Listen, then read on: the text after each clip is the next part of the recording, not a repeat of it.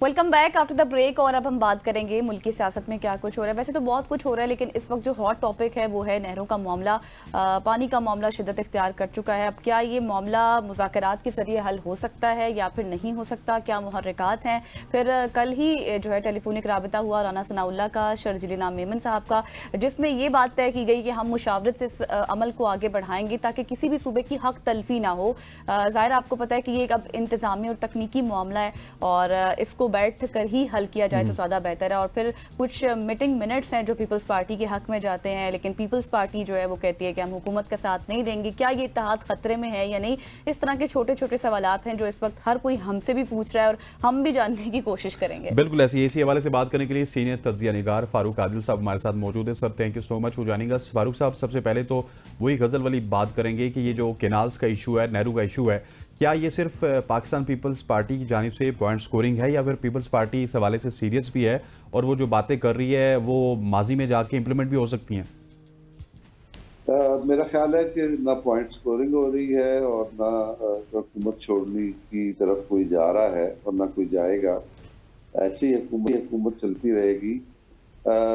पानी का मसला हसास है, इसमें कोई शुबा नहीं। और सिंध के लोग इस मामले में और जो भी सिंध के जो तहफ़्फ़ुज़ात होते हैं उनके मामले में हमेशा हसास होते हैं। और ख्याल ये था कि पीपल्स पार्टी इब्तिदा में ही जिसने इत्तेफाक राय जाहिर कर दिया था नहरों के मसले पर, वो इस मामले को संभाल लेगी। लेकिन वहाँ की जो नैरो नेशनलिस्ट हैं, यानी मैं जीएसएम तहरीक के से मुतासरीन जो हैं, वो नॉर्मली ऐसे मौके खाली नहीं जाने देते। फिर उनको हुकूमत मुयस्सर आ गई उन जमातों की तरफ से भी, यानी वो जो एक इत्तेहाद है पीपल्स पार्टी के मुखालिफ, उसकी तरफ से भी, तो उन्हें एक जान मिल गई। और ये सिंध का यकीनन एक ऐसा मसला था जिसमें सिंध पे ऐसी यानी हंगामा खेजी होती जो पूरे मुल्क को मुतासिर करती, हिला के रख देती। तो वैसे ही हुआ। तो अब ये पीपल्स पार्टी की मजबूरी है कि वो अपनी यानी हल्का इंतखाब को महफूज रखने के लिए वो कुछ ना कुछ कहे, कुछ ना कुछ करे। तो पीपल्स पार्टी वही कर रही है। लेकिन इसका मतलब ये नहीं है कि मौजूदा हुक्मरान इत्तेहाद जो है। लेकिन सर, आपको कि जिस तरह कैटेगोरिकली उन्होंने कहा बिलावल भुट्टो साहब ने, और सिर्फ पहली बार नहीं बहुत दफ़ा कह चुके हैं कि हम ये इत्तेहाद खतरे में पड़ जाएगा, हम हुकूमत को छोड़ देंगे, अगर हम साथ ना दें तो ये हुकूमत गिर जाए। फिर कुछ वो ये बातें भी करते हैं कि फॉर्म 47 वाली हुकूमत है। लेकिन शायद आपको नहीं लगता कि हुकूमत इस चीज़ को फील ही नहीं कर रही है?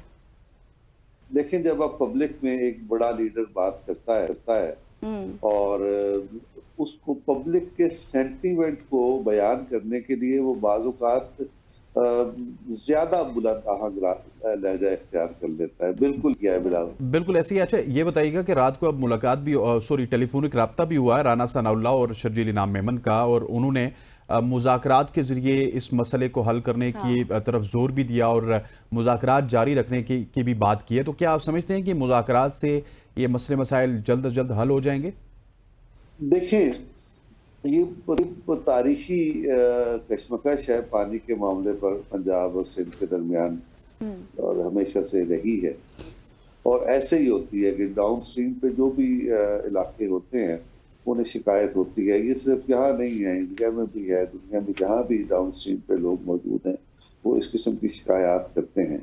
और इसकी बुनियाद पर बदकिस्मती से हमारे यहाँ पॉलिटिक्स शुरू हो जाती है और मसाइल पैदा होते हैं।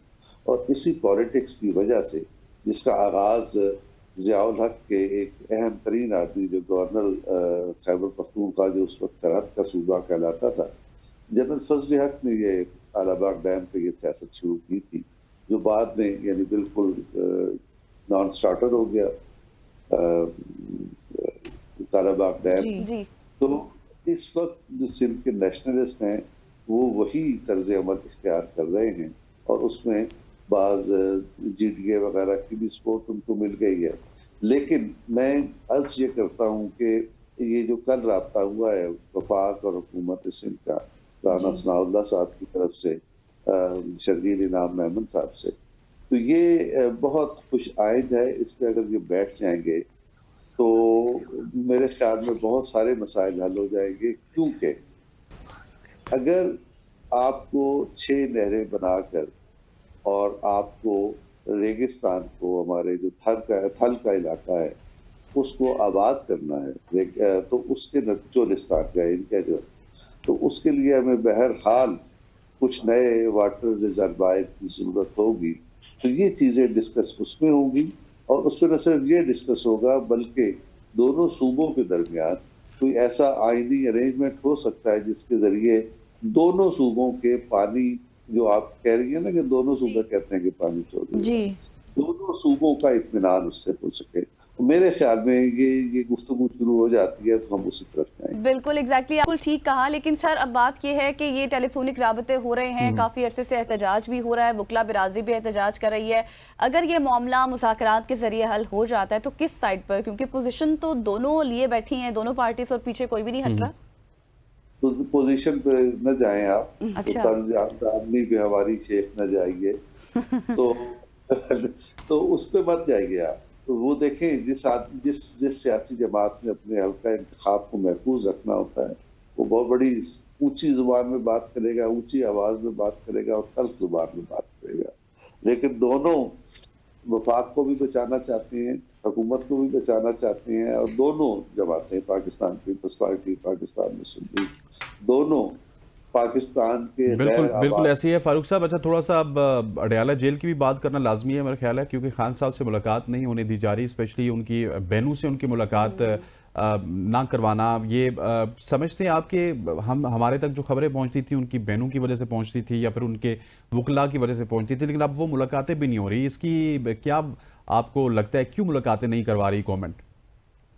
میرے خیال میں یہ ملاقات کی اجازت نہ ملنے سے زیادہ ایک ایشو کریٹ کرنے کا معاملہ ہے، تاکہ میڈیا میں عوام کے سامنے ہم ایک مظلوم کے طور پر زندہ رہیں، اور اس سے زیادہ کچھ نہیں ہے. ورنہ اگر یعنی دیکھیں نا، پیپلز پارٹی، مسلم لیگ اور Peoples Party P T I کے زمانے میں کیا ان کے ساتھ یہ نہیں ہو رہا تھا؟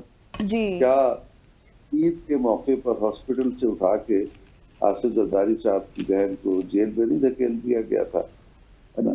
اور اسی طرح کے سارے واقعات ایسی مسلم لیگ نون کے ساتھ معاملات، یعنی جیل میں باپ اور بیٹی کو ملنے نہیں دیا گیا، اور جب تک ماں مر نہیں گئی اس کی مریم نواز کی، اس وقت تک باپ اور بیٹی کو ایک ہی جیل میں اکٹھے نہیں ہو سکی وہ.